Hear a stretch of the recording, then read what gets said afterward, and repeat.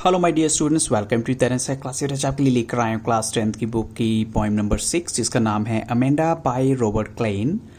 और बच्चों, इस वीडियो में मैं डिस्कस करने वाला हूं आपके साथ मल्टीपल चॉइस क्वेश्चंस, लेकिन इतना भी कहना चाहूँगा आप वीडियो को टिल लास्ट देखिएगा क्योंकि जो लास्ट क्वेश्चन है वो बहुत इंपॉर्टेंट है।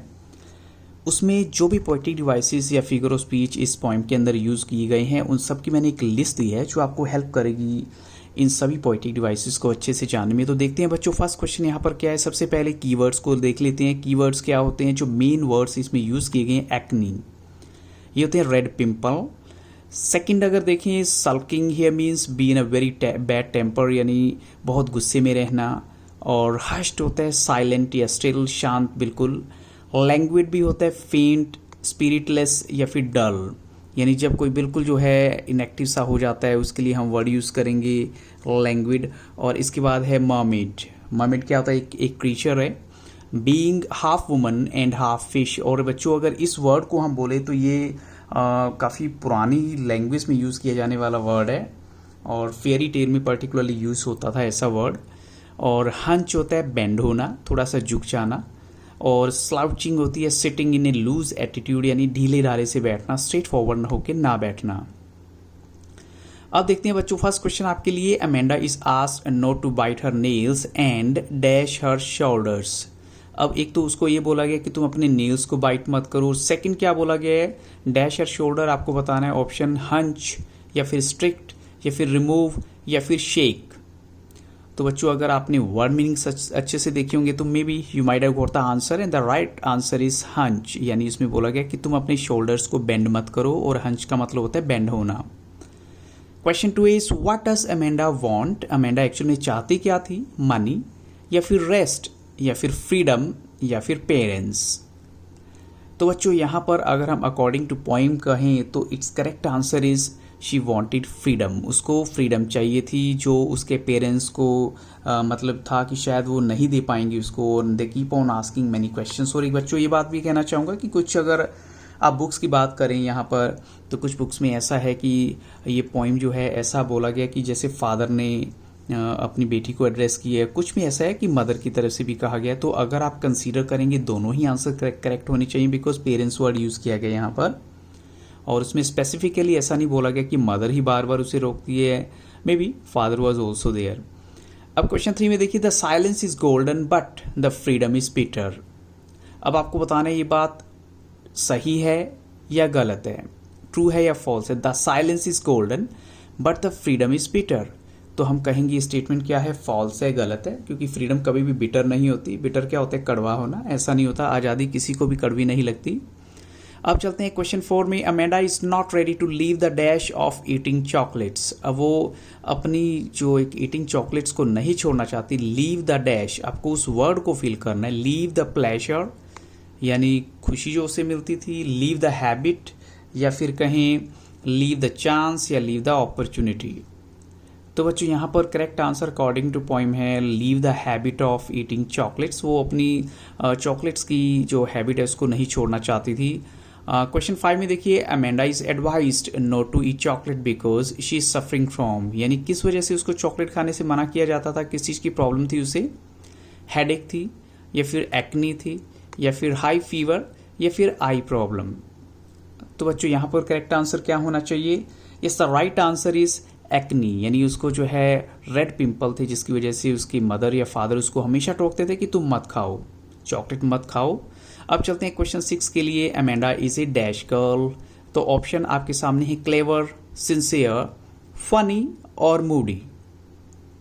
तो अकॉर्डिंग टू द पोइम, क्योंकि देखिए बच्चों आंसर तो सभी ठीक है इसमें, लेकिन अकॉर्डिंग टू द पोइम इसका करेक्ट आंसर है Amanda is a Moody girl. उसका जो है मूड जैसा कहता है वैसे ही करना चाहती है। अब चलते हैं क्वेश्चन 7 के लिए। What is Amanda doing with her nails. Actually में अमेंडा अपने नेल्स के साथ क्या कर रही थी, ये क्या करती है वो? तो शी इज रबिंग देम या फिर she is applying nail polish to them और she is biting her nails with a teeth और ऑल ऑफ दीज। तो बच्चों, यहाँ पर करेक्ट आंसर है option C, she is biting her nails with a teeth and that's why she is being rebuked or scolded by her parents, maybe father, maybe mother. अब चलते हैं question number 8 के लिए। What is the sea compared with? Sea को किसके साथ compare किया गया? तो ऑप्शन आपके सामने है a big mountain, a big dark cloud, और the sea is very calm and the water is greenish like an emerald, और हम कहें the sea is very calm and the water is absolutely blue.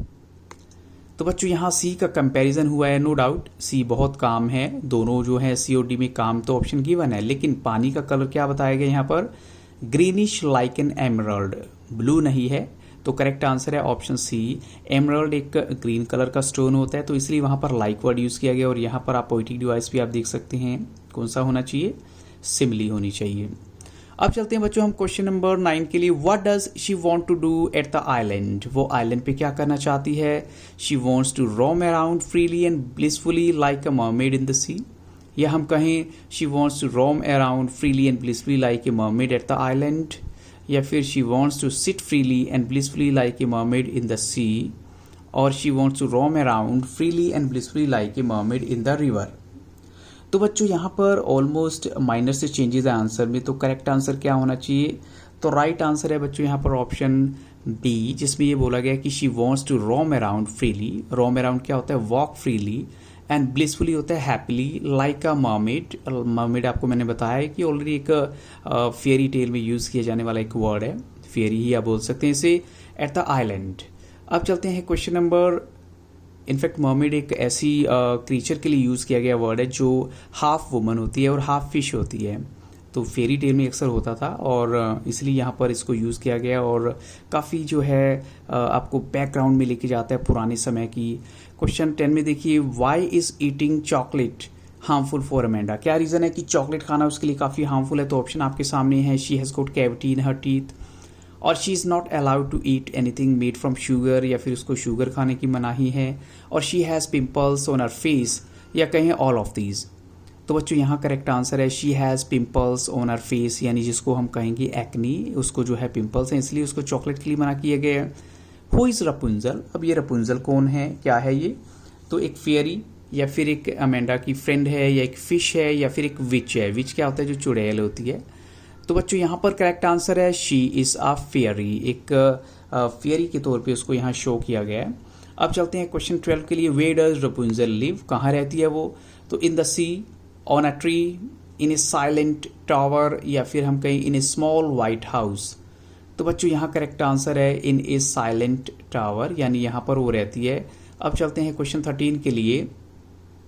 What is Amanda's dream world? Amanda का dream world क्या है? तो she thinks of becoming a homeless wanderer, यानी वो चाहती है कि वो एक होमलेस वॉन्डरर की तरह मूव करे, कोई उसे रोकने टोकने वाला ना हो। As an often she hopes to enjoy golden silence and sweet freedom, या फिर वो एक अनाथ बच्चे की तरह जिसके पेरेंट्स नहीं हैं, वैसे वो घूमना चाहती है, वो साइलेंस, गोल्डन साइलेंस को एंजॉय करना चाहती है और स्वीट फ्रीडम को भी फील करना चाहती है। तो यहाँ ऑप्शन ए राइट है अकेला, या फिर ए और बी दोनों ही राइट होने चाहिए। तो बच्चों यहाँ करेक्ट आंसर है बोथ ए एंड बी, यानी D option is the correct answer. Question 14 है, which word is similar in meaning as dull और फेंट? आपको डल और फेंट के सिमिलर बताना है, कौन सा वर्ड होगा? हंच, या फिर लैंग्विड, या सॉल, या फिर हश्ड। तो बच्चों यहाँ पर करेक्ट आंसर क्या है? Yes, right answer is option B, जिसमें ये बोला गया लैंग्विड। अब चलते हैं क्वेश्चन नंबर 15 के लिए। How does Amanda describe the silence to be? Amanda silence को कैसे डिस्क्राइब करती है? वो कहती है साइलेंस जो है वो गोल्डन है, या फिर साइलेंस स्वीट है, या फिर साइलेंस सॉफ्ट है, या फिर साइलेंस नेग्ड है। तो बच्चों यहाँ पर करेक्ट आंसर है साइलेंस इज गोल्डन, जैसा कि इसमें लाइन में ही बताया गया है। और अब चलते हैं क्वेश्चन 16 के लिए। Which word means the opposite of disturbed और बिजी? आपको डिस्टर्ब्ड और बिजी का अपोजिट वर्ड बताना है। ऑप्शन आपके सामने है, रेयर, एक्नी, या ट्रैंक्विल, या फिर लेट डाउन। तो बच्चों यहाँ पर करेक्ट आंसर क्या होना चाहिए? Yes, right answer is option C, tranquil होता है पीसफुल, जो कि डिस्टर्ब का बिल्कुल ऑपोजिट है, तो tranquil is the correct answer. Question 17 देखिए। वाई डज हर फादर और मदर्स टोन चेंज सडनली? उसके फादर या मदर की टोन एकदम से कैसे चेंज हो जाती है? Because of her change of mood, या फिर कहीं बिकॉज ऑफ अमेंडा's ड्रीम्स, या because of Amanda's biting her nails, और because Amanda eating chocolate.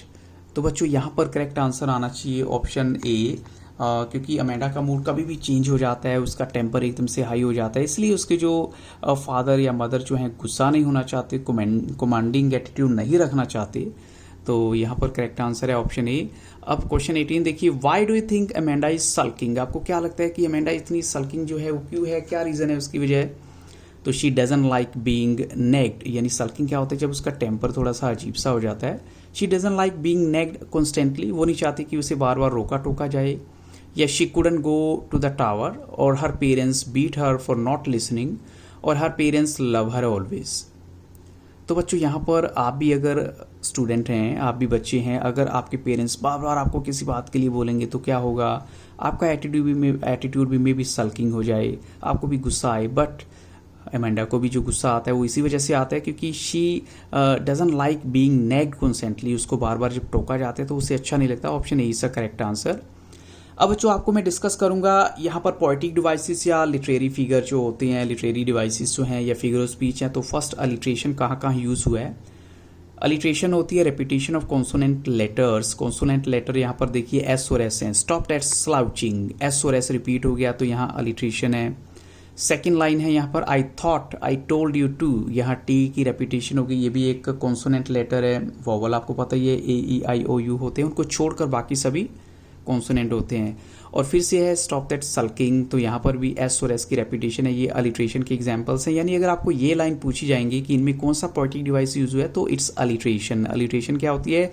Repetition of A consonant letters. अब चलते हैं क्वेश्चन, इनफैक्ट नेक्स्ट जो है हमारा पोएटिक डिवाइस वो है अलूजन कहाँ कहाँ यूज हुआ है। पहले तो अलूजन का मतलब देखिए, अलूजन होता है एक रेफरेंस टू द स्टेटमेंट या फिर एक person, place etcetera from history, यानी हिस्ट्री से जब लिए गए कैरेक्टर की बात की जाती है, प्लेस की बात की जाती है, जैसे मर्मेड।